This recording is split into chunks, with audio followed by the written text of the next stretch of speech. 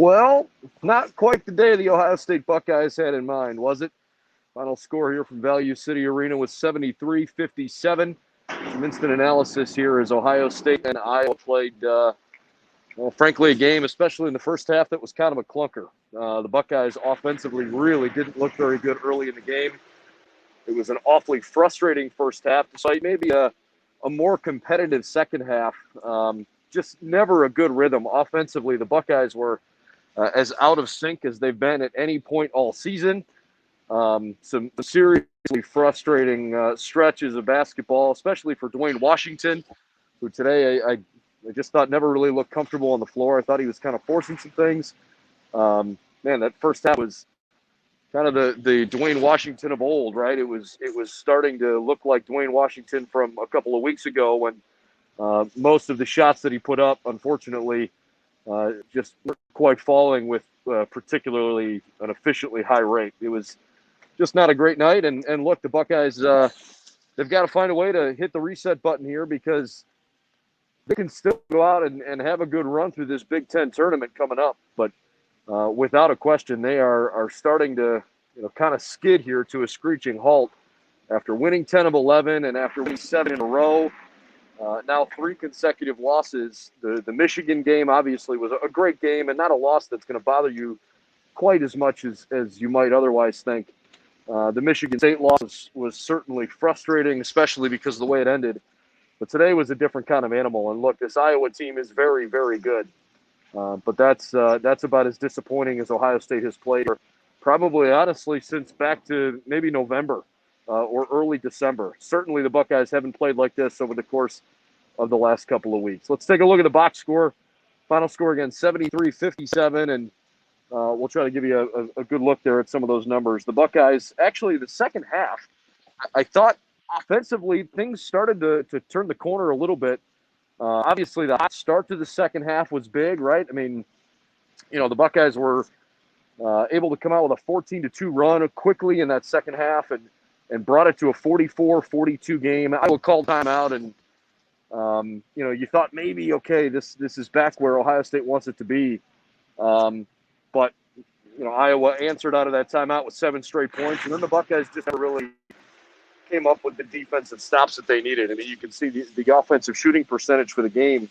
Ohio State shot 45%, and they hit only 12 of 31 shots in the first half.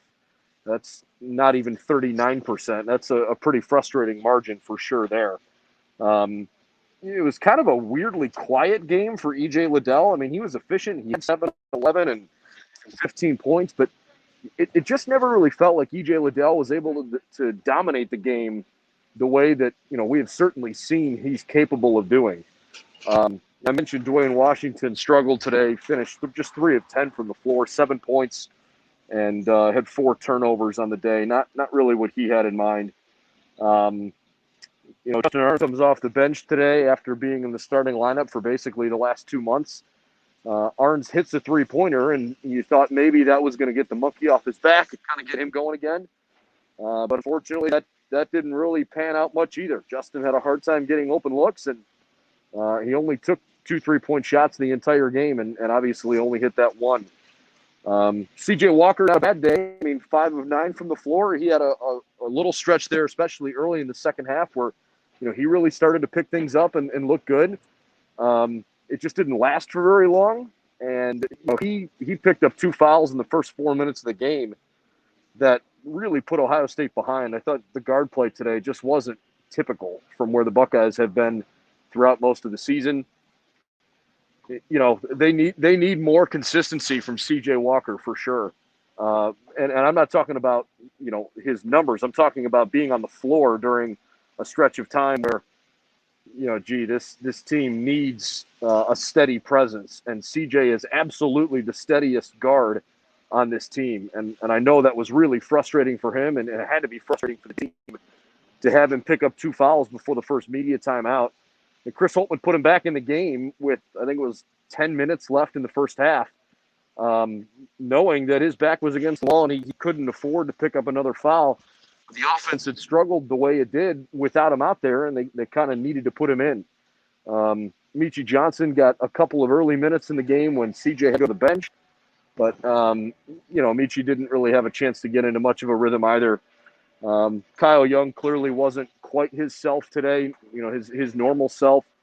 Disappointing that he only scored 3 points and had 5 rebounds. I thought he played hard, but you can tell he's really trying to gut through something right now that is really clearly bothering him.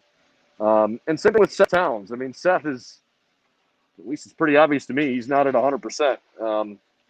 It's frustrating because we've started to see some glimpses of where and why he can be a really good player, and it just hasn't clicked for him consistently enough this year.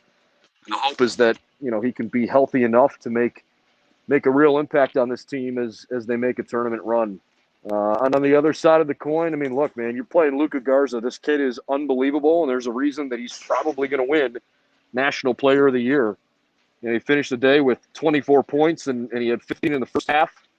He was at 15 and 7 at halftime. Joe Wieskamp played really well, 19 points, 7 of 13 shooting, hit 5 threes. And it's just basically that's his game, right? That's what he does pretty regularly. Bohannon never really got going today. I mean, he certainly got involved from an assist standpoint, but he's capable of hitting some big shots too, and that just didn't really go for him today. But boy, that team just rides Garza and rides Wieskamp on the offensive end. And I think what was most frustrating was that Iowa's not been a great defensive team this year. And Ohio State had a couple of just completely stale offensive stretches. They had a 1-for-10 stretch in the first half. There were about 10 collective minutes in this game where the Buckeyes, both in the first half and the second half, 10 collective minutes where they had an 0-for stretch. I mean, that's 25% of the game where you don't hit a shot from the field. It's really hard to win basketball games when you do that. And it's turned into unfortunately, one of the lowest offensive outputs all year. 57 points. Ohio State didn't even score 30 points in either of the two halves. Just not great, and certainly not something Ohio State wants to make a habit of. I suppose I guess it's a blessing now. They don't have to play for another 6 days. But look, Iowa also coming off of a Sunday, Thursday, Sunday stretch, and frankly, they looked a lot fresher than Ohio State did today. I'm sure the injuries had part in that. And the Buckeyes need to use this time really badly to get healthy and get back to a point where they feel like this season's goals are still attainable. I asked Chris Holtman about that in postgame and try to get a gauge for the morale of the team. And he said, really, unfortunately, they haven't met much as a team, after the game. I guess he came to address the media before addressing the team, which is perhaps a bit unusual. But look, the Buckeyes have to figure out a way to dig down deep here because you're going to ride highs, you're going to ride low lows throughout the course of the season.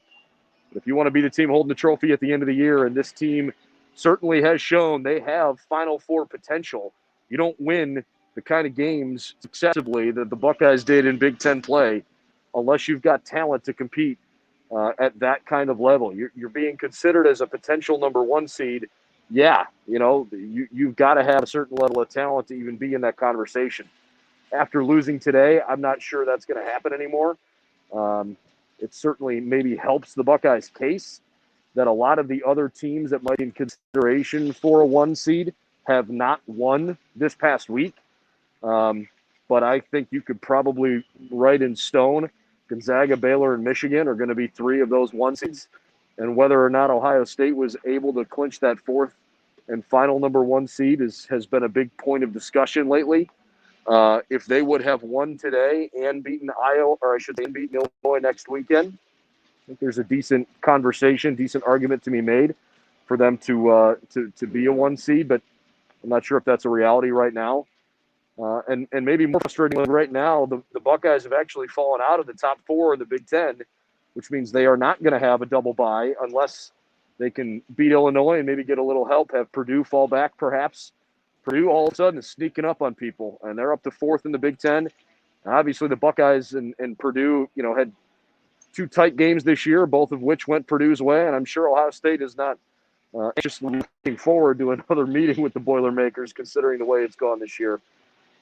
So lots to be determined here still in the final week upcoming now of the regular season. And we'll see what the Ohio State Buckeyes can do, hopefully first and foremost get healthy. They've got to find a way to get healthy this week. Chris Holtman talked about, not being sure whether or not he can even have a full practice this week.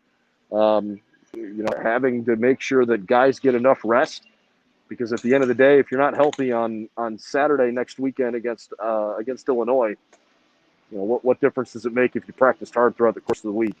So the Buckeyes are trying to find a way to get to their absolute best here during the most challenging time of year, but certainly the time of year that you live for as a college basketball player. And fact of the matter is, they are going to the NCAA tournament. They are going to be – I can't see a world where Ohio State's not at least a top 3 or 4 seed in any region. So, they're going to probably have favorable matchups early on. But they've got to find a way to get healthy and get back rolling again. I don't think it's time to full-on, sound the alarm bells. But, boy, today was definitely more disappointing of a loss than the previous 2, that's for sure. All right, we'll have more coverage coming up throughout the entire week, getting ready for the Illinois game coming up next weekend. Hopefully the Buckeyes can get back to 100% at a time. Brendan Gulick, thanks for joining us from Value City Arena. Final score today, Iowa 73, Ohio State 57. See you next time here, Buckeyes Now.